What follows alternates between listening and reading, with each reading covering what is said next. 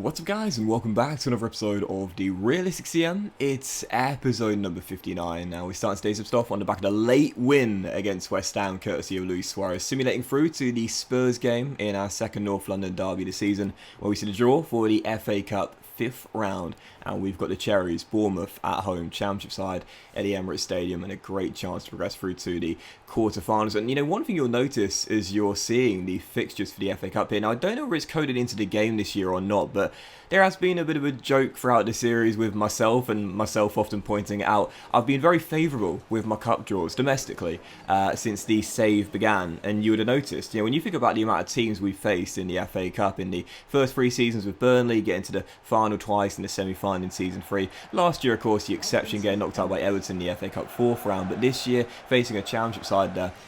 We have had a lot of teams outside the Premier League that we've been able to face in the FA Cup in this year's FIFA CM realistic save. And I just, like, when you see the other fixtures there, it does seem quite common. I mentioned before, cup sets are quite common in this year's FIFA CM, or so it seems. You often see Championship sides and lower league sides get into the lower rounds, just like this year as well. Plenty of them outside the Premier League right now. And it often seems as well that the Football League teams are very commonly drawn against the Premier League teams as well. Like, they're not always facing each other, they're often facing a top tier side.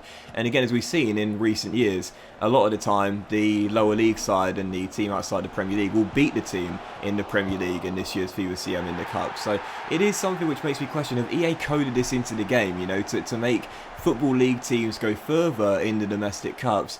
But also, because there's a higher volume of them, they're often drawn against the Premier League sides as well. It's just interesting, you know, it's really, really interesting. Percentages like that kind of interest me a little bit. You know, what's the true, like, sort of percentage of lower league teams that go further year by year in the Cups? And also, how common are they drawn against the Premier League sides? Because we've faced a lot of them, and I've also noticed that the further we've gone in rounds, we've also seen Premier League teams drawn against the Football League teams as well. Do you remember back in Season 2, on our way to winning the FA Cup, we had Newcastle United, who back then were a Championship side, in the Final 4. So yeah, it is very common this year, and quite interesting indeed. Anyway, on the back of the win against Spurs there by 2 goals to 1, quite a fortunate win. Spurs didn't play too well, but scoring in the first half, then Luis Suarez scoring a rebound goal, and despite Son getting a goal back for Spurs, we held on for the big 3 points there in the North London derby, keeping pace with new league leaders Liverpool. As we know now, Manchester City have lost their lead at the top of the table, which really stunned me. I didn't see anyone catching up, but now Liverpool top of the table, but we're not giving up. We're staying in that title race for as long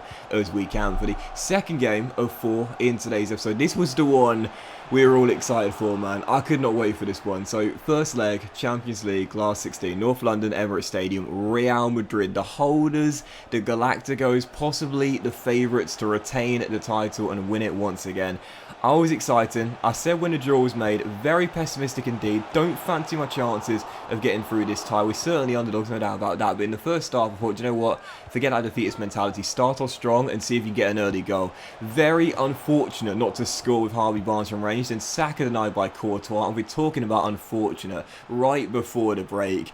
Man, oh man, oh man, this was just so frustrating. Paul Pogba bundles in a rebound after a shot hit both posts, and as the ball deflected back to Ben Godfrey, I did press the circle button for a clearance, but I got to take the blame. I simply wasn't quick enough. The shot hits both posts, then Godfrey just runs into Leno there when he takes the first touch. Again, I did press circle, but clearly not on time, and unfortunately Pogba's there to capitalise after a mix-up between Godfrey and Leno and turn in the rebound. So frustrating, man. Really unfortunate goal to concede with just one of those things. You know the saying, luck will balance itself out. In the second half, I thought, you know what, don't feel sorry for yourself, man. Unfortunate goal to concede, down by a goal, but don't feel sorry for yourself. Get back in this game. 12 minutes after the restart, Suarez does that for us, but just back on level terms, makes it 1-1, drills it past Courtois, and in the second half, Godfrey, what a redemption moment there, making a brilliant block, keeping it at 1-1, as we were still tied, and there were 2.5 minutes to go. A chance to win it, but man, I tell you what, a couple of brilliant defensive plays in the second half. I don't often show defensive highlights, but those 2 moments there were totally justified.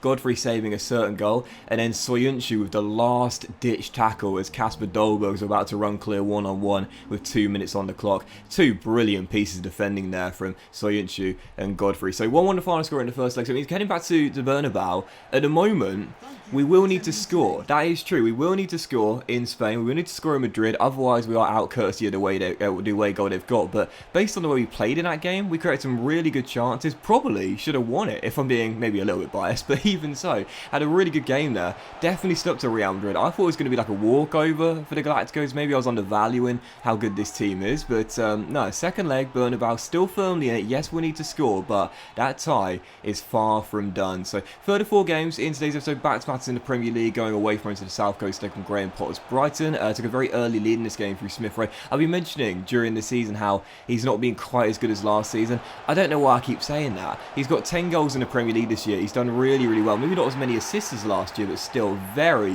very good source of goals for us. But Brighton, we'll get back on level terms soon afterwards. Once again, another rebound goal. Obviously, we got one against Spurs. They are quite common in FIFA, as we know, as Brighton get back on level terms after Leno's save was only temporarily made.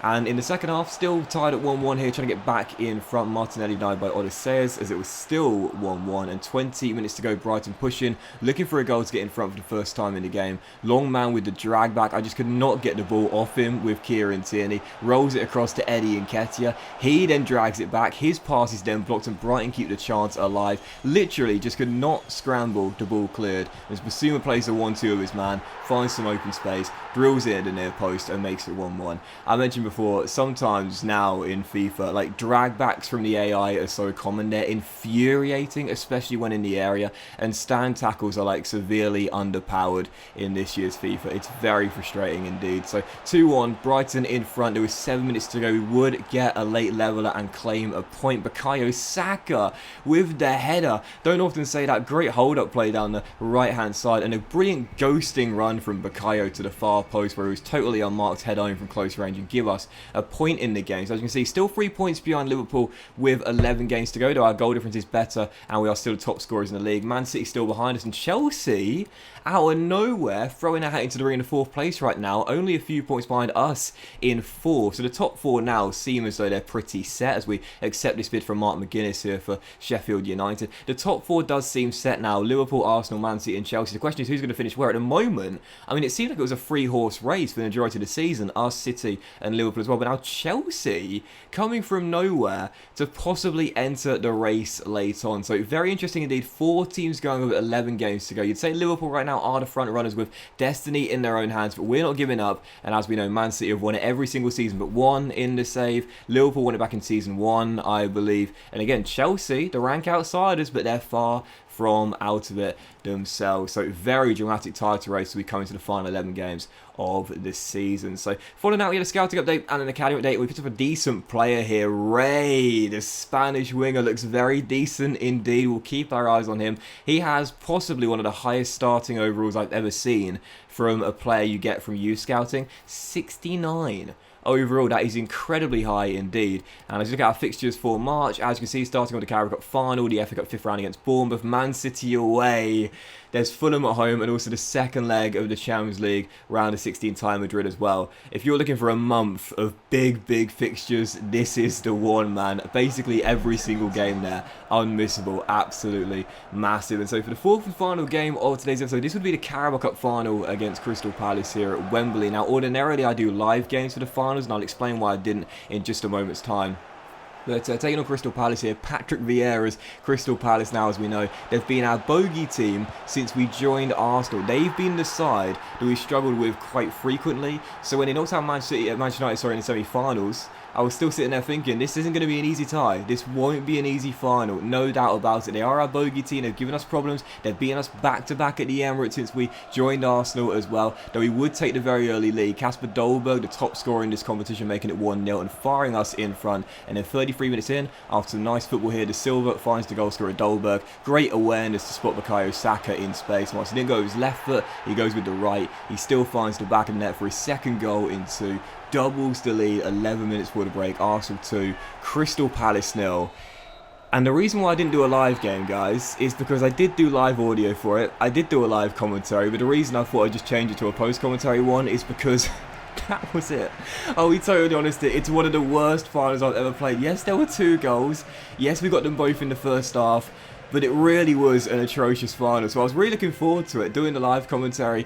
And I remember I kept on thinking as the game was going on, I'm not getting many highlights here. I'm not even sure I can make this into a 10-minute video. It was really, really bad. There genuinely were only 2 chances in the game. They fell in the first half to Kasper Dolberg and Bukayo Saka, and we scored with both of them. It was such an anticlimactic final. I was really looking forward to it, but in the end, it was just a very, very underwhelming game. But you know what? A trophy is a trophy, and we'll take it. I said I wanted some silver in the cabinet after last year collecting nothing but dust, and there it is, our first ever Carabao Cup in the series. It's not quite the FA Cup. It's certainly not the Premier League or the Champions League, but we'll still take it regardless. My first Carabao Cup win to add to my FA Cup winners medal back in Season 2. First trophy won since we joined Arsenal. It's the Carabao Cup. We beat Palace by 2-0 in a really underwhelming final. But again, do you know what?